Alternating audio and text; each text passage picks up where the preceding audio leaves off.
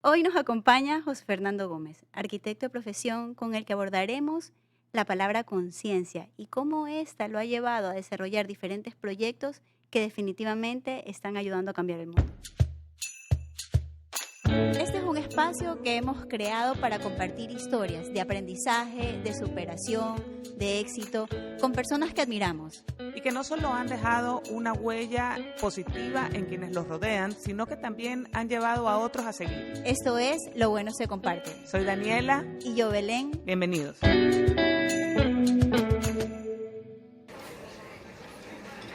Si tenemos, es decir, lo que haya en el sitio, sino cómo configurar estos materiales para darle otro nuevo uso, ¿no? Claro, qué increíble.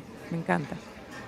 Bueno, vamos a empezar. Hoy día tenemos un invitado increíble que de verdad que tiene una historia que nos deja a todos así como queriendo saber más, cada vez más y más y más, con la boca abierta, así, wow, qué increíble. Tiene un proyecto fantástico. Así que bueno, bienvenido, José Fernando. Gracias, Daniela, gracias igual por la invitación. Vamos a empezar. Queremos que nos cuentes así breve, pero no tan breve, que nos cuentes de ti. ¿Quién es José Fernando? ¿Cómo te identificas? Bueno, soy un joven apasionado de Babahoyo. Yo soy de las tierras riocenses. Desde pequeño como que he estado con ese vínculo desde mi padre de la arquitectura y siempre he estado como ilusionado a ver qué va a pasar luego. Y como les comentaba anteriormente, no quería ser arquitecto, quería ser productor de cine. Y el tema del país, que todavía no podía darme esa carrera, estudié lo más cercano al arte, que era la arquitectura, ¿no? Entonces, desde el primer momento yo dije, no, esta carrera va a ser para mí y vamos a seguir explorándola. Cuéntame un poquito de lo que has hecho, o sea, ¿cómo llegaste a, no sé si decirle esta nueva arquitectura o a una propuesta de arquitectura mucho más consciente? Ujú. Me gusta esa palabra, porque siempre tratamos de categorizar todo, ¿verdad? Hay arquitectura sustentable, arquitectura, no sé. Pero cuando ya comenzamos a hablar sobre la conciencia, ya eso ya no se puede categorizar. Yo creo que ya eso es un valor y eso ya es algo que va más allá de poder buscar una línea de trabajo. Eso ya es un estilo de vida, ¿no? Es una forma, una convicción personal de decir, ok, si el planeta está tan jodido, ¿por qué seguir jodiéndolo más con materiales que no respetan hacia el medio ambiente? ¿O por qué siempre hacemos arquitectura para la gente que tiene dinero? ¿Desde cuándo acá el arquitecto siempre tiene que ser esa persona que tiene que costar mucho? Porque no podemos pensar en que el fin también puede ser en servir y no solamente en ganar. Entonces, cuando yo creo que hay un equilibrio ahí, creo que la arquitectura comienza a tener una presencia propia y estos territorios que son sumamente chiquitos y marginales y de tránsito comienzan a visibilizarse, ¿no? Te iba a preguntar un poco sobre tu proyecto, cómo se llama. Sí, mi oficina se llama Natura Futura. No sabía cómo ponerle el nombre porque quería identificar qué es lo que quiero proyectar durante todo el tiempo, ¿no? Entonces, siempre veía que lo natural era la vía y siempre veía que el futuro no existe, sino que es el presente, ¿verdad? Entonces yo decía, no, pues si la vía es el presente, qué mejor que sea Natura Futura, ¿no? Entonces ahí hay un juego de semántica, de fonética y bien chévere. Pero creo que sí, desde ahí creo que era un poco disruptivo el tema de decir José Gómez, oficina de arquitectura, de salir de la figura, de la persona, del autor y comenzar a pensar en otra vía, ¿no? Yo tengo una pregunta. A mí me sorprende, no sé si me sorprende, bueno, me llama la atención, porque claro, hoy, ¿qué edad tienes? 30 y... 35. Pero esto nació cuando tenías 11, a ver, hace 11 años tenía 24. 24 por ahí, sí, Ya, 24, 24, 25 por ahí, 25. sí. O sea, eras un Jovencito, jovencito sí. con estas ideas tan Sí, sí. profundas. Me sorprende, me Sí. llama la atención. ¿De dónde salió todo eso? O sea, ¿de dónde esa profundidad y guiar tu vida en Sí. base a eso? Yo siempre creo que era la búsqueda. Desde que estaba en la universidad, me acuerdo que yo no tomaba mucho y los sábados yo comenzaba a trabajar full en la noche, me acuerdo a las 3 de la mañana y todo el mundo, oye, José, ven, chupa.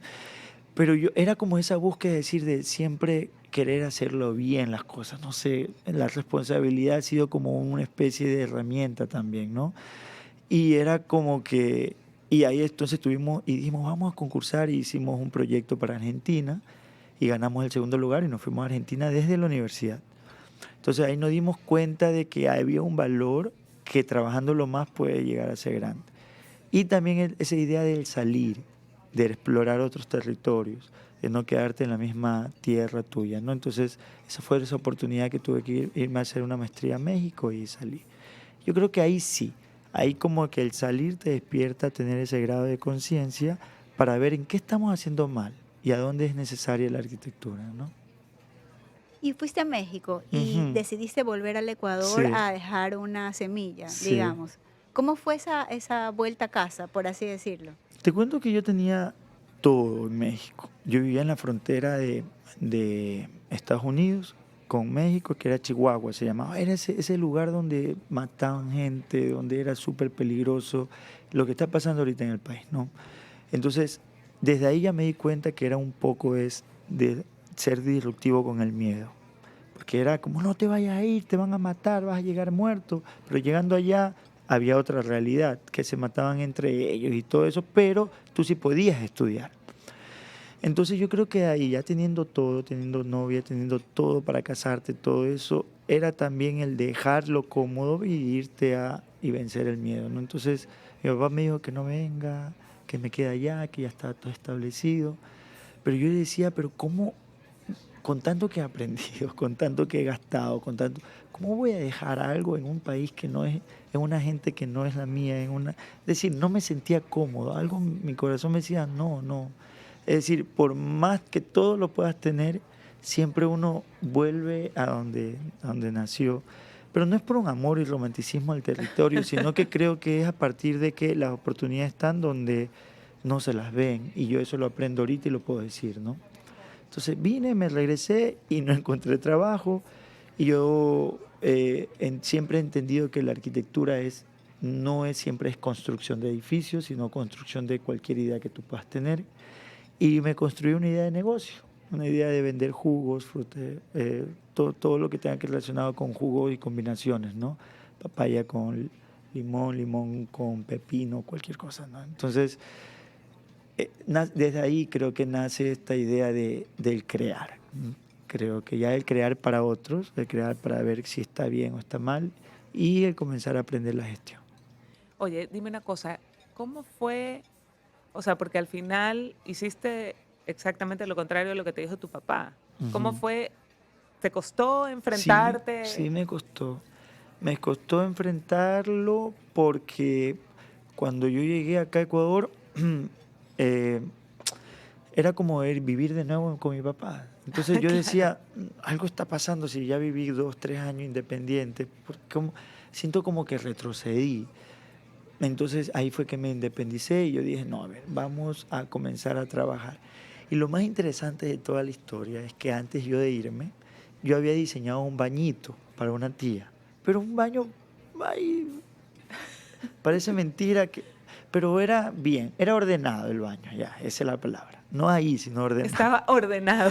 Ordenado, sí, ordenado, escogía bien la cerámica, todo, ¿no? Entonces, una cliente le presta el baño, mi primera cliente le presta el baño a mi tía, y le dice, oye, qué bonito este baño, ¿quién te lo hizo? Es un sobrino que creo que ya está por volver de México. Ah, ya, entonces yo lo voy a esperar para poder hacer mi restaurante. No te puedo Entonces, creer. entonces ya digo, bueno, llegué y tuve la oportunidad de hacer el restaurante, un restaurante que se llama Rico Pollo, todo el restaurante por dentro era de Palex reciclado. Entonces comenzamos ahí como a entender de que la arquitectura puede ir y puede tener otras vías, ¿no? Cuéntanos, y porque conversábamos un poquito antes de empezar la entrevista y coincidíamos en el tema de que tu trabajo se expande cuando trabajas en comunidad o trabajas con ciertos socios claves con los que vas contactando a lo largo de Ujú. tu vida. Cuéntanos un poquito en qué momento surge este encuentro con otras personas con las que estás trabajando hoy en diferentes proyectos. Sí, es bellísimo porque siento que que al final todo tus visiones se van conectando con otras personas que también la tienen, de una diferentes maneras, pero nos conectan. Yo estoy seguro que si yo estoy aquí sentado es porque ustedes dos en cualquier un rato también tienen esa visión y estamos conectados. Si no estuviera una persona que fuera, no sé, un matón, un carcelario, alguien que te esté haciendo algo malo. Entonces, yo siento que sí, este podcast nos ayuda un poco a conectar. A veces tenemos toda esta necesidad de hacer algo, pero no sabemos la vía. Entonces, creo que cuando tú vas trabajando y en este camino te vas conectando con trabajo, las otras personas te conocen, conversan y vamos generando una conexión de amistad interesante y no solamente una amistad como amigos, sino una amistad profesional. Y creo que de ahí viene también el tema de la red. Y eso es lo que nos ha faltado siempre en arquitectura, generar redes para poder trabajar en cambios. ¿Por qué crees que ha faltado? No, ¿Egoísmo? no, nuestra educación. La educación. Nuestra educación latinoamericana, y puedo decir nuestra educación de Ecuador, es una educación que nos enseñan desde chiquito a trabajar individual. Mami, mami, ¿cuánto te sacaste, mi hijo? Me saqué tanto. Ah, ya, mejor que tu amigo. Bien, te felicito, vamos a comer. Entonces, si tú le estás felicitando porque sacó más que el otro, desde ya estamos construyendo seres individualistas. Y ese ser individualista nos ha hecho tanto daño que por eso es que vivimos la ciudad individualmente. El respeto hacia el otro, no solamente con la arquitectura, sino con la vía, ay, de pita, la política actual ahorita. Entonces, siempre el individual es cómo vamos nosotros a sobresalir más. Y eso nos ha dañado mucho como sociedad. Y ya nada, yo creo que va por ahí la educación. Si cambiamos un modelo educativo, te lo juro que vamos a tener un Ecuador en 5 a 10 años increíble. Hasta la delincuencia va a bajar como te digo. Seguramente. No, no tengo duda, mejor dicho, de eso. No tengo duda. Cuéntanos, ¿cuál fue ya hablaste del restaurante, pero digamos el primer proyecto ya enfocado Ya. en favorecer una comunidad de escasos recursos? Ya, perfecto. En tema de comunidad, porque uno de los segundos proyectos fue también nuestra oficina, que Ya. yo comparto oficina con Carlos Luis, él es un diseñador gráfico y multimedia, y trabajamos con una oficina abierta y colaborativa. Es decir, decidimos, no vamos a crear una oficina de arquitectura que se dedique a hacer arquitectura, sino que vamos a compartir las artes. Vamos a hacer una casa de arte y vamos a crear eventos artísticos. Entonces nosotros somos como un poco de gestores que vamos viendo quiénes hacen buena fotografía, quiénes hacen buenas Creo que ilustraciones. hiciste algo, un festival o Sí, algo, Casa Abierta. se llama un Festival Rueda Blanca. Nosotros lo hacemos 3 veces al año y lo venimos haciendo hace 4 años atrás. Pero lo haces en Babahoyo. En Babahoyo, sí. Porque, a ver, Ecuador, Babahoyo no tiene una buena casa de cultura como para poder acercarnos al arte a los jóvenes. Entonces nosotros decíamos, a ver, si no lo hay, el activismo comienza desde casa y comenzamos a decir, vamos a hacerlo. Entonces, interesantísimo, ¿por qué? Porque éramos como una especie de curadores. Oye, mira ese chico de aquí, hace buenas fotos. ¿Qué pasa cuando un chico normal que está estudiando en la universidad y todo, y tiene buenas fotos, hay una buena sensibilidad? Tú le dices, eres bueno y vas a exponer. Oye, él Se engrandece. se engrandece, empodera. se empodera y comienza a decir, oye, Soy bueno. soy bueno, sirvo para algo. Y comienzan, y entonces trabaja en su exposición, y entonces nuestra casa se convierte en una galería de arte que al final no solamente es para exponer fotografías, sino para poner música, y al final terminamos con una fiestota. Me imagino. Viene el reggaetón, que es la contracultura, y bueno, si la gente dice, ay, es que sabes qué, es una especie como de decir, no solamente existe la discoteca o los bares los sábados, también puedes conocer gente bailando reggaetón, pero te deja algo de cultura. No es necesariamente, tenemos que ser muy cuidadosos, solamente cultura, también tenemos que ver cómo llegar a ellos poco a poco. Esta es una ciudad en la cual no ha tenido nada de estas referencias y eso, ¿no? Es que Es- creo que y un poco me apasiona el tema de las ciudades. Trabajo hoy para mi ciudad y siempre digo, nos cuesta ver cómo cambian las ciudades. O sea, vemos muy lejano, por ejemplo, el tema de que sea una ciudad planificada o que tenga un plan a futuro, o decimos hay cosas que no van a cambiar. ¿Cómo crees que evolucionan las ciudades? Y un poco con este proyecto Rueda Blanca dices, has sembrado algo Ujú, desde el sector privado, desde una iniciativa de unos ujú. jóvenes. ¿Cómo crees que eso impacta en las ciudades? Impacta bien, pero muy poco. No es suficiente. Creo que los jóvenes y los profesionales tenemos que involucrarnos mucho en hacer políticas públicas, trabajar con los que realmente están haciendo ciudad, cada vez menos los jóvenes de ahora. Cuando hablo de los jóvenes de ahora, hablo de 17, Ujú. 18, 19, 20, 21, 22, por ahí. Cada vez más están más desligados de la política y cada vez los necesitamos más. Y cada vez más son los que ellos ponen alcaldes y son los que ellos ponen políticos, ¿no? Entonces, miren estas incongruencias que al final tenemos esa falencia cultural y educativa porque algo no está cuadrando. Pero te digo algo, o sea, siendo tú desde lo privado, poco o mucho, pero imagínate si lo que tú haces se replica en otras, o sea, desde otras áreas. Ujú. No necesito, o sea, igual, ¿sí me entiendes? No necesitamos solamente que los políticos hagan cosas, o Claro, sea, sí, realmente, y en este podcast nos hemos podido dar cuenta que en verdad desde cada persona, desde lo que hace, desde a lo que se dedica, a lo que le apasiona, puede generar sí, yo cambios. sí. Eso es hermoso porque al final cada persona planta una semilla. Exacto. Pero las políticas públicas pueden plantar miles de Por semillas. supuesto, Y por eso, supuesto. y eso es lo interesante. Es decir, por ejemplo, en nuestro festival llegan 60 personas. Pero si ese mismo festival se replicara Por Sí, supuesto. dentro del Departamento de Cultura, pueden llegar a miles de Sí, personas y totalmente el de acuerdo. efecto multiplicador va a ser 3 veces más.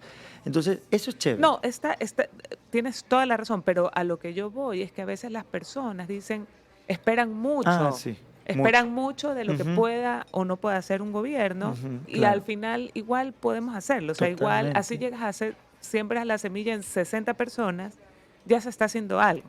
A eso me Sí, refería. O sí, sea que perfecto. obviamente el político tiene la oportunidad de hacer cosas grandiosas, Sí.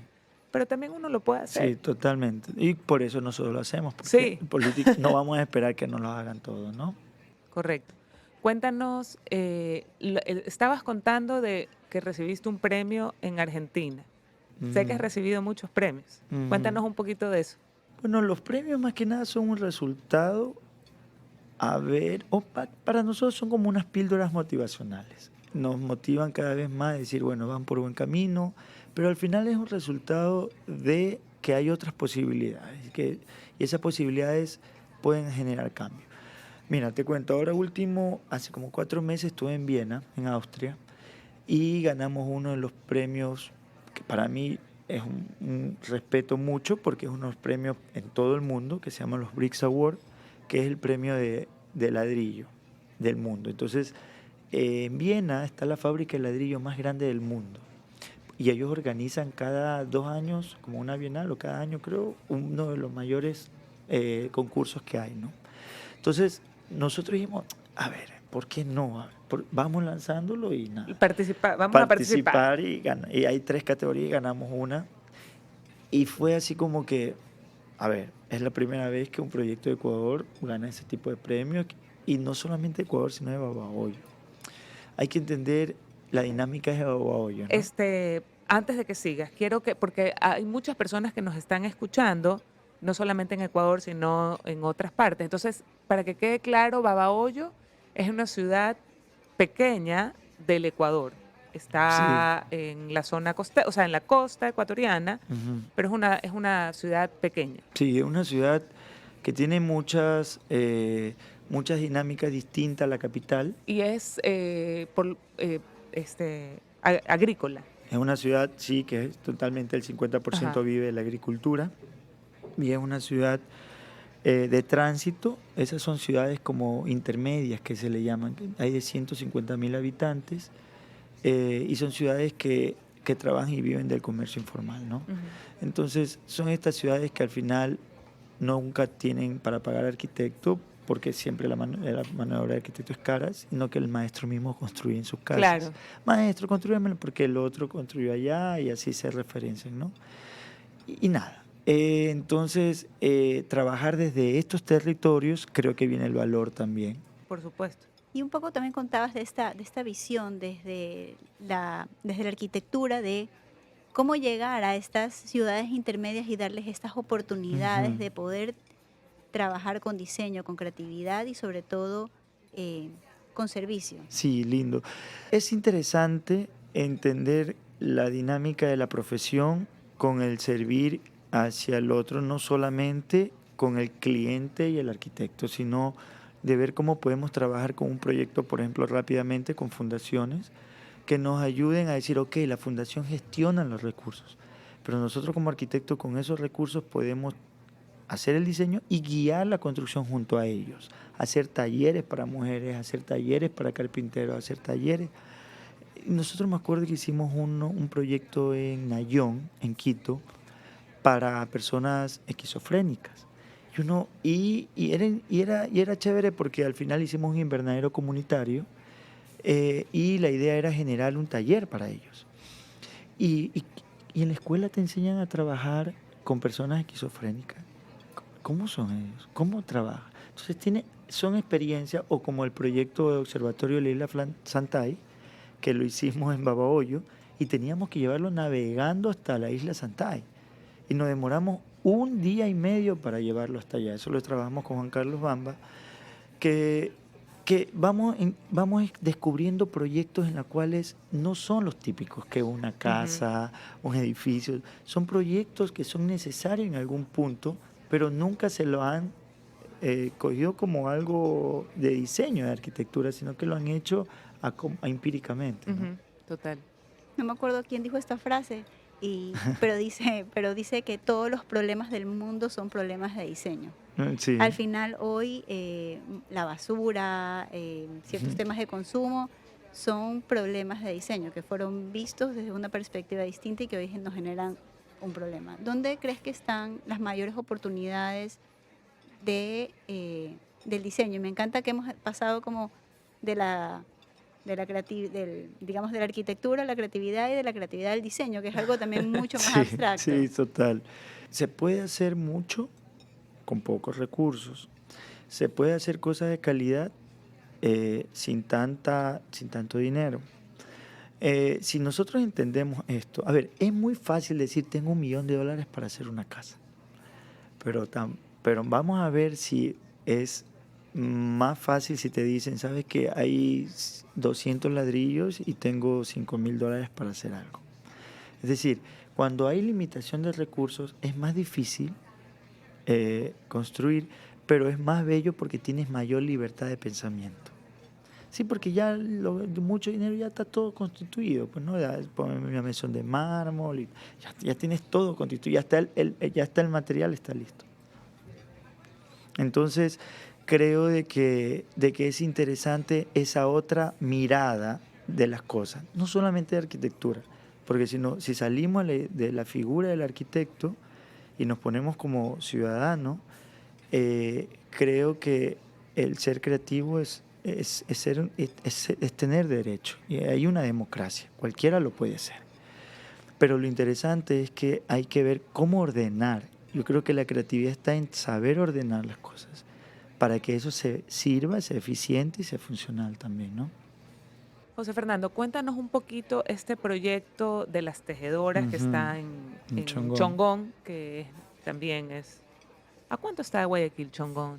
Como 45 minutos. Sí, bastante Sí, cerca. es una periferia de la ciudad. Exacto. Cuéntanos un poquito este proyecto y también te voy a hacer otra pregunta que me intriga. ¿Cómo escoges los materiales Ujú. para desarrollar los proyectos? Ya, chévere.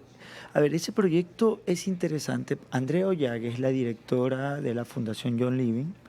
Andrea también está con una misma visión de ver cómo trabajar desde una manera mucho más... Andrea ya está en la lista ah, de Ujú.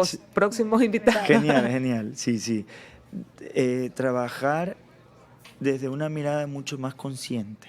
Es la palabra con la que comenzamos el podcast. Y creo que sí sería chévere mantenerla en la línea porque creo que cada vez más con la sobreinformación que tenemos en la actualidad, hemos perdido más la conciencia y la sensibilidad.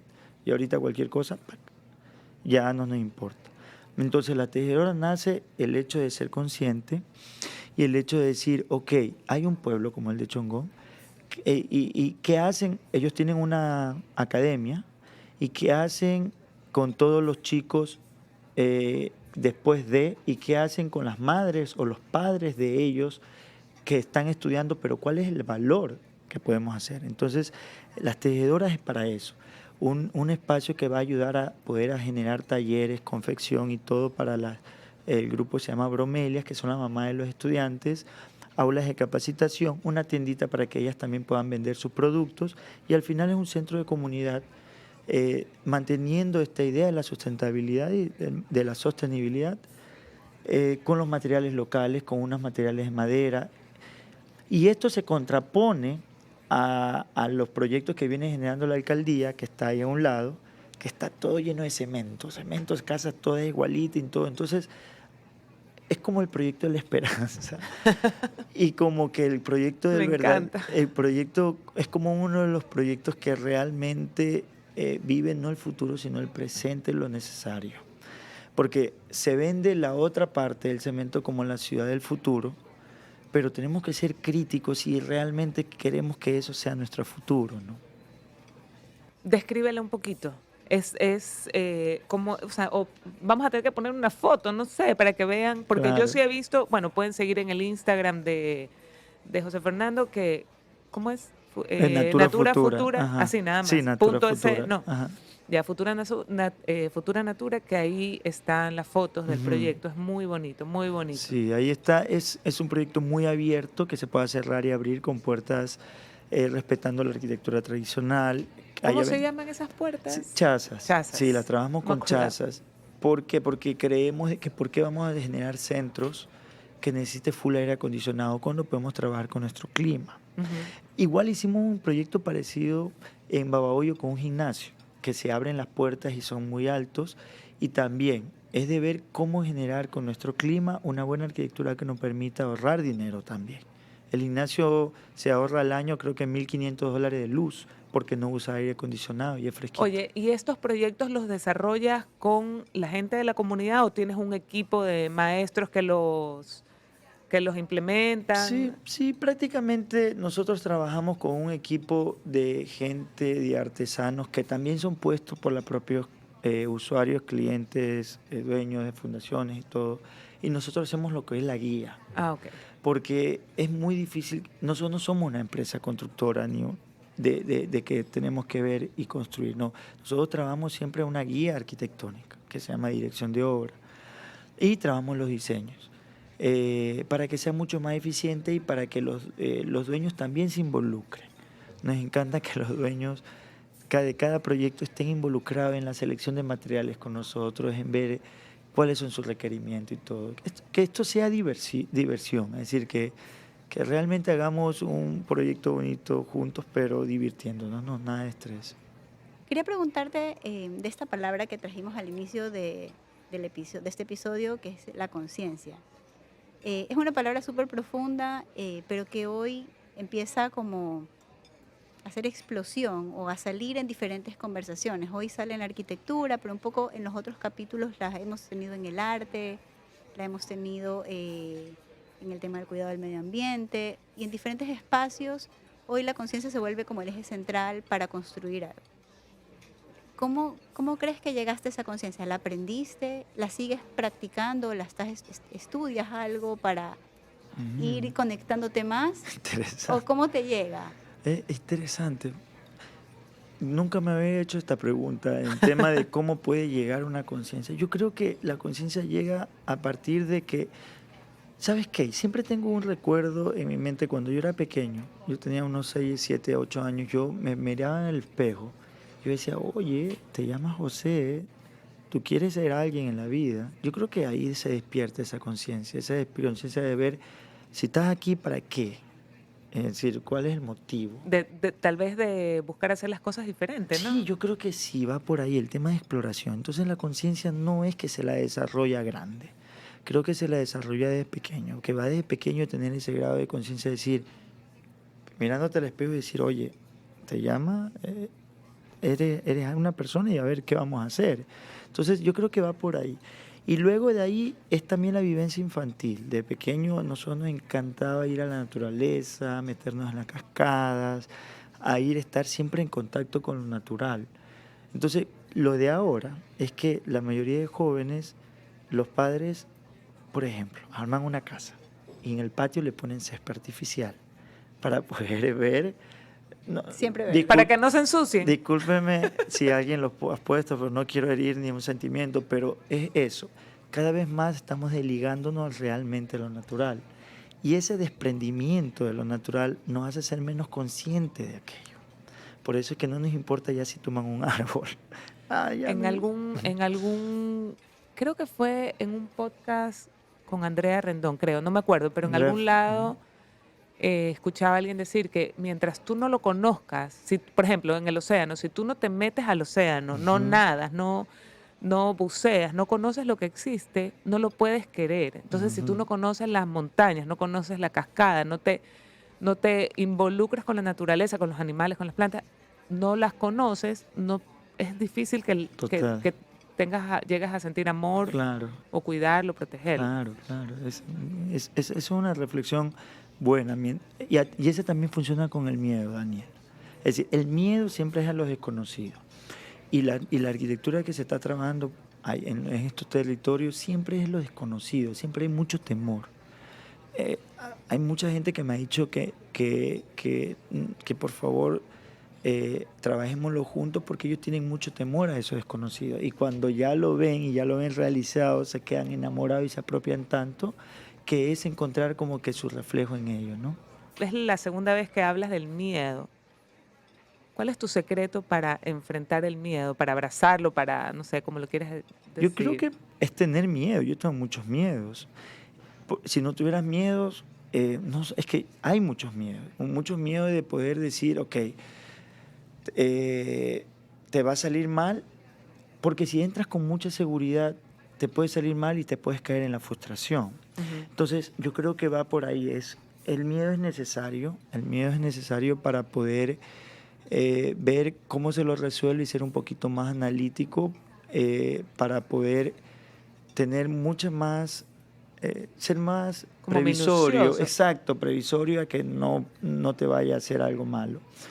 Entonces, y nada, yo creo que también es el conocimiento. Cuando hablo de conocimiento es que yo no puedo hacer una cosa si antes yo no aprendo de eso. Entonces, si yo quiero hacer una pared de ladrillo, yo tengo que saber cómo funciona un ladrillo. Claro. Imagínate, si yo hice una pared gigante de 8 metros, yo necesito saber un poquito de física, de la deformación, del peso. Si yo no tengo ese conocimiento, ¿cómo me voy a decir si funciona? Entonces sí es importante que el miedo se lo pueda vencer con algo de conocimiento también, ¿no? Mi experiencia. ¿Qué proyecto te ha traído más miedo? Probablemente, ¿cuál ha sido el más desafiante Yo creo que más desafiante es estos proyectos que ni siquiera en los estudios están probados. Por ejemplo, ¿cómo tú calculas un proyecto en un agua? Si siempre se calcula en la tierra. Por ejemplo, el proyecto de los refugios o todo el tema flotante. Es un patrimonio inmaterial en la ciudad de Babahoyo. Las casas flotantes han existido por 100 años y han flotado porque hay una boya que se llama y tú la pones debajo de la casa y flota. Pero ¿qué pasa cuando ya cambias ese sistema y lo pones en tanque de plásticos ya creado? Pues, ¿cómo lo calculas? ¿Cómo es el peso? ¿Cómo flota? ¿Cómo lo llevas? Imagínense, para transportarlo tuvimos que usar 2 canoas de pescadores, poner 2 motores, conectarnos y pegarnos al lado del observatorio y llevarlo tan minuciosamente despacito, porque el proyecto está diseñado para flotar, no para navegar, no es un barco. Claro. Entonces se nos dañaron los tanques, se explotó uno, los piratas. Entonces, imagínate, para mí, más que un proyecto de arquitectura, era un proyecto ya casi de vida. Era de cómo ser, cómo zarpar con tu propio proyecto sin saber a un rumbo desconocido. Se nos podía virar, hundir. Se irá en medio río y... Oye, y cuando llegamos al río Guayaquil, a ver, el río Babahoyo es un río de 12 metros, 15 metros, pero el río Guayaquil es un... Gigante. Ustedes lo pueden ver en las fotos, en los videos que hay en YouTube de la transportación. Es gigante y el hecho de pasar por el Cerro Santa Ana con la torre esta de The Point y ver el observatorio así chiquitito y ver lo que llamamos desarrollo, nos dimos cuenta que hay una interpolarización de las cosas que ahí nos damos cuenta y nos despierta esa conciencia. Entonces, yo creo que ese es un proyecto, es uno de los desafíos más interesantes que he podido tener en mi vida, de verdad. Creo que, no estoy segura si es este mismo proyecto, pero creo que navegaste río arriba. Ajá, No, sí, ¿verdad? O sea, que sí. encima ibas en contra de la marea, Exacto, porque al final ya se construyó en un lugar donde era el óptimo, sí, pero efectivamente para llegar a su punto final tenías que ir en contra de la marea. exacto. Y creo que eso es un poco lo que has venido haciendo con este Es, proyecto de arquitectura, o sea, es ir en contra de la sí, marea y poder proponer soluciones distintas o sí, creativas a problemas comunes. comunes, eso. Yo creo que ese es un buen resumen, es decir, a los problemas comunes trabajar con alternativas, ¿no? Con otras posibilidades, ¿no? Desde la conciencia no solamente de los materiales, sino del medio ambiente y más que nada de la parte humana. Porque a veces nos olvidamos de que las personas que están o son nuestros usuarios son realmente nuestros amigos. Es decir, no podemos generar proyectos sin que ellos no sean amigos de nosotros. Imagínate llevar un proyecto de un año y que no sea un amigo. ¿Cómo es que tan duro es, no? Entonces, yo creo que sí. No quiero decir que la arquitectura es una carrera que transforma, porque realmente eso está muy de cada quien, pero sí es interesante de ver las posibilidades que podemos hacer. No solamente de negocios de jugos, ni tampoco proyectos que flotan o proyectos que se abren de 10 metros de alto, 9 metros de alto, o proyectos que trabajan con una madera dentro de todo cemento en una ciudad como lo que es Huaquillas.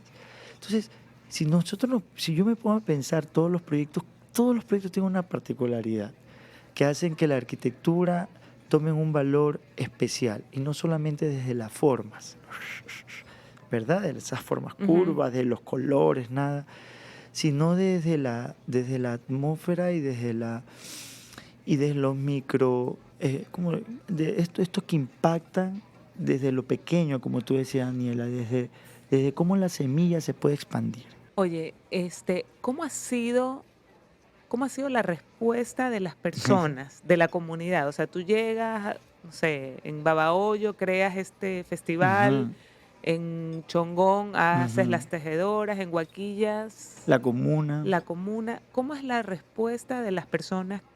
Porque tú llegas a su espacio, a Ujú. construir esto. Digamos Sí, que ellos no saben no qué va a haber. saben, no. Yo creo que eh, así como llega a cualquier parte de la política y te pone tu casa ahí, todo llega. Pero nuestro trabajo no es que llegue y así tiene que vivir. Siempre hay como una parte de antes de sociabilizar el proyecto. Por ejemplo, fuimos a la Isla Santá y le enseñamos a la comunidad de cómo va a ser el observatorio, las tejedoras exactamente igual. Y hacerlos parte de, creo que hay una apropiación luego de, ¿no?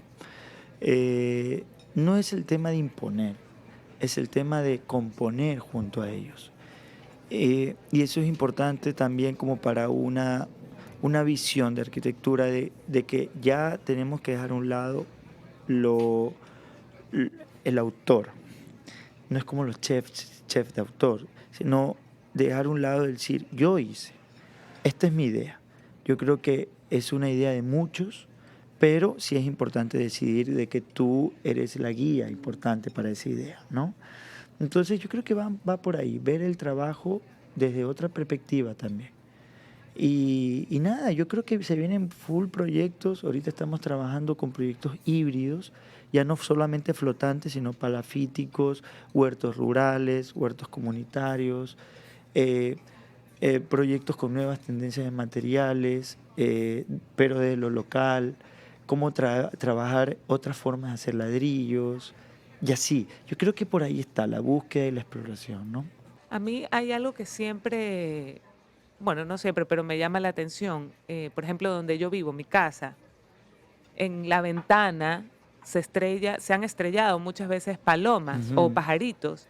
Y yo me muero de la pena porque digo, o sea, ellos están volando por su espacio y viene esta casa y, digamos, corta su espacio. ¿Cómo crees que ahora la arquitectura digamos, de vivienda puede tener como convivir con la naturaleza en ese Claro, sentido? yo creo que, a ver, el tema de la vegetación también. Yo estoy seguro que si al frente de esa ventana tienen un arbolito, no se van a chocar. ¿Sí la cachas? Es decir, si hay un arbolito cerca de esa ventana, lo que van a hacer es posarse en el arbolito y irse. Y el reflejo de esa ventana va a ser, es decir, mientras tú más contacto con la naturaleza vas a tenerlo, a lo mejor esa pared que sea de hiedra ya se refugia mejor, ya hay como una visión. Es decir, si yo tengo más contacto con la naturaleza dentro del mismo habitar, creo de que va a ser mucho mejor. Ustedes han visto proyectos que tienen jardines internos de las casas. Que tú Bellísimo, estás sí. cocinando y Bellísimo. estás con un árbol al lado, estás acostado, abres la ventana y tienes tu jardín. Entonces, Cuando me construya mi casa lo voy a llamar a José Fernando. sí, no, yo creo que tu hija va a ser un buenos proyecto porque tienen buenos profesores. Y eso, a ver, eso también es importante ponerlo en la mesa, los jóvenes. Creo que sí, es importante introducir en las universidades una arquitectura desde la conciencia, no una arquitectura desde el dinero, porque desde ahí ya hay que cambiar ese chip. Oye, qué increíble. Mira, José Fernando nos está hablando o sea, el estudio de la arquitectura, cómo, digamos, siempre lo enfocan hacia el ganar. O sea, y te Hacia acuerdas ganar. que cuando conversamos con Cristian, que él estudió finanzas, ¿Ya? decía lo mismo, que él, o sea, todo Era es hacer números. negocios. Todo es números, Exacto, claro. cuando al final uno se olvida de que lo más importante son las personas. Exacto. Y a veces los números son los proyectos, es decir, por eso que salen a trabajar en empresas constructoras, por eso que salen a trabajar en las oficinas más grandes, por eso que van a buscar ahí. Entonces, cuando nos enfocamos en emprendimiento, innovación, hay que saber cómo emprender una oficina. Y yo les decía a los chicos el tema de la autogestión. Uno dice, ay, ¿qué es eso la autogestión? No sabemos. La autogestión es, si tú hiciste un trabajo, por ejemplo, Tripea, tiene $100 en la cuenta de proyectos ahí de Tripea. Y dicen, con la creatividad, por ejemplo, eso lo hicimos yo salía de la casa y veía unos animalitos, unos gatitos abandonados. Yo decía, pero a ver, yo tengo $200 guardados que iba a ser una fiestota para mi cumpleaños. Y digo, puta, con estos $200 podemos hacer algo. Siempre con esta idea de la autogestión.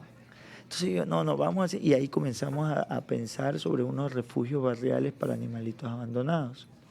Y me costaba como $150, $180 estos refugios para poderlos poner. Entonces ahí viene el prototipo semilla y ese proyecto se hizo súper viral. Prototipo. Sí, Esa es mi palabra. eso se hizo súper viral y todo. Y después la gente decía, y después se Qué genera. increíble, pero yo te voy a decir algo, no a todo el mundo se le ocurre esas cosas. O sea, puede ser que tengan las ganas, pueden ser que digan quisiera hacer algo, pero no se les ocurre. Yo creo que sí se les ocurre, sino que a lo mejor ahí falta como, ¿te acuerdas de lo que hablábamos del conocimiento? Ujú. Falta como esa Sí, yo esa también. clase de innovación, emprendimiento, de creación de empresas, esa administración de proyectos. Creo que falta esa clase de empuje, que es la clase motivacional. Yo creo que sí. Si ellos saben cómo hacerlo, yo creo que cualquier cosa con $50 pueden hacer cosas increíbles. Y también es un tema, creo que de cultura, es decir, cómo ponemos la solución frente a los problemas, porque al final también a veces pasa que ves un problema y piensas que alguien más lo debe resolver, Ah, sí, cuando tienes tú razón. mismo lo puedes resolver con autogestión, con Sí, innovación eso. y Ujú. contactando con la gente, o sea, porque al final te importa, porque solucionas lo que te importa. Entonces creo que, y justamente también trabajando con jóvenes o con emprendedores Ujú. desde la empresa en la que estoy ahora, me pasa eso, o sea, que es un tema también de cultura, porque esperas que el otro te dé exactamente lo que tú necesitas. Exactamente. Entonces nos han criado un poco con, tengo este problema, dame la solución. Exactamente. Entonces nos volvemos parte como, nos vemos más cómodos. Eso O es. también a veces puede ser, no sé, creo yo, que piensan que no lo pueden hacer, o sea, falta de Ujú. autoestima. Falta de autoestima, sí. A mí también me ha pasado con la comunidad con la que yo trabajo, que a veces, pero O no sé, hace poco me pasó que una emprendedora me dio un regalo que ella lo había hecho, eran unos zapatos, y me dice, te tengo esto, no sé si te van a gustar porque son los primeros que hice. O sea, desde ya ella misma se está dando palos, ¿sí me Sí, sí, explico? sí, sí, Entonces, sí, sí. creo que también es eso. A veces uno cree que no lo puede Sí, hacer sí, o sí. o que espera que otro lo haga. Al final, en verdad, todos podemos poner, Ujú. hacerlo. Todos podemos ser como el cambio, o sea, realmente las cosas y hablábamos al inicio, antes de que llegaras, hablábamos del tema de los sistemas, qué duro Ujú. es cambiar los Sí, Sí, sistemas, es muy difícil. duro. pero creo que todo está en esta motivación y esta actitud, o sea, si te sientes parte del cambio, probablemente vas a conectar con otras personas que también son parte, que se sienten parte del cambio, y ahí es donde se genera esta chispa creadora, donde surgen este tipo de proyectos como el tuyo, que realmente me quedo maravillada de lo que nos has contado. Y un poco quería, para finalizar, preguntarte em, darte que nos deje una reflexión final de cómo empezar esta vida Ujú, creativa, o ujú. cómo podemos ayudar a los jóvenes a salir un poquito como de esa zona de confort. Yo creo que Jóvenes y y no tan jóvenes como yo probablemente, o Sí, porque al final no es un tema no, de no no es edad. es un un tema tema de de edad, edad. no es un Sí, O tema de sea, edad. cualquiera puede Sí, sí, no es empezar. un sí, tema de edad. borremos la Sí, parte de Jóvenes. la de jóvenes, sí, ya, sí. o sea, Yo creo que también a ver, los mentores son importantes. Es decir, buscar, Definitivamente, no, sí. no solamente decir, ay, yo lo sé y yo tengo que tener una experiencia y ya. Buscar a alguien que también te pueda guiar, eso es importantísimo. Imagínate que tú ya digas, no, yo quiero tener una guía pero salió de ese ego. Ujú. de pedir Entonces, ayuda. de pedir ayuda, ay, por favor, eso Sí, sería el primer paso al éxito. Si hablamos de éxito, que tampoco no creo mucho en la palabra éxito, Sí. sino el paso al logro, a unos logros. Pero yo creo que va por ahí. El primero es salir con el ego. El ego nos mata a cualquier grado de creatividad. Salir de ese ego, ay, que yo lo puedo todo y vamos a hacerlo. No. Y la otra reflexión es eh, unirse. Por ejemplo, tu amiga o tu hija o lo que sea, tienen amigas que no solamente sirvan para salir a chupar o para sí. salir a un bar o para salir a un... Bacán, el sábado hacemos esto, viernes hacemos... Pero ¿qué te parece si lunes y miércoles nos sentamos para trabajar un proyecto en conjunto? Imagínense si hubiera una guía o un mentor que les proponga esto y que ellas los cumplen y van a ver las grandes cosas que van a salir. Pero eso sí, tienen que realizarlo. Entonces, ahí viene como que el tema de dar otras posibilidades. Una, y la academia. Me encanta lo que ha pasado con tu hija. ¿Por qué? Porque siempre la academia te llevan a buscar irte a Vía San Borondón. Está perfecto, está muy bien, esa posibilidad y todo bien. Pero también ver que hay otras posibilidades también. Y ahí donde tú dices, oye, pero hay otros caminos. Entonces, Ujú. ¿qué pasa si, por ejemplo, algún rato se van a Babahoyo y van viendo que también hay otras ciudades y otra forma de vivir y otra forma de hacer también las cosas? Por eso es que a veces recibimos visitas que se quedan asombradas de tantas cosas lindas que se pueden hacer en un lugar en la cual creían que nunca había una capacidad para hacerlo, ¿no? Entonces, desde ahí ya están saliendo en la zona de confort. Entonces, va por ahí, esas son las reflexiones. Salir de la zona de confort, estamos a una hora. Tú sabes que nosotros... Ya lo vamos a visitar. Sí, sería interesante. Hubiera estado interesante, imagínense en algún rato que hagan el podcast itinerante, ¿no? Que vayan a otros lugares y que se puedan hacer los videos y que estén filmándose con la ciudad. Hacia Qué allá vamos, increíble. pasito a pasito. Una última pregunta antes de terminar, que de hace rato, ¿cómo, o sea, ya, digamos, tú ya ahorita tienes una carrera Ujú, profesional formada, ujú, proyectos, premios? ujú. ¿Qué opina tu papá?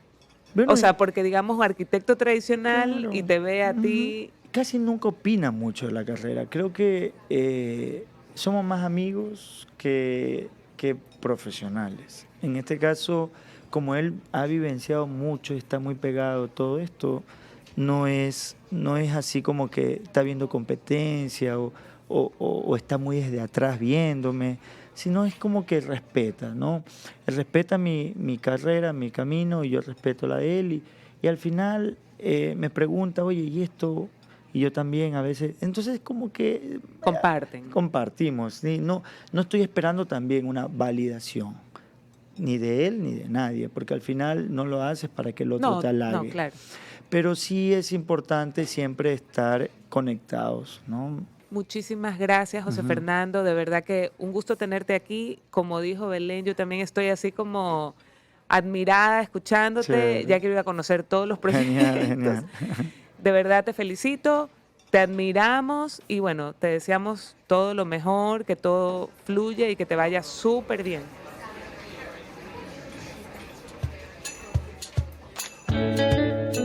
Gracias por acompañarnos en este episodio. No olvides seguirnos en nuestras redes sociales lobuenosecomparte.es.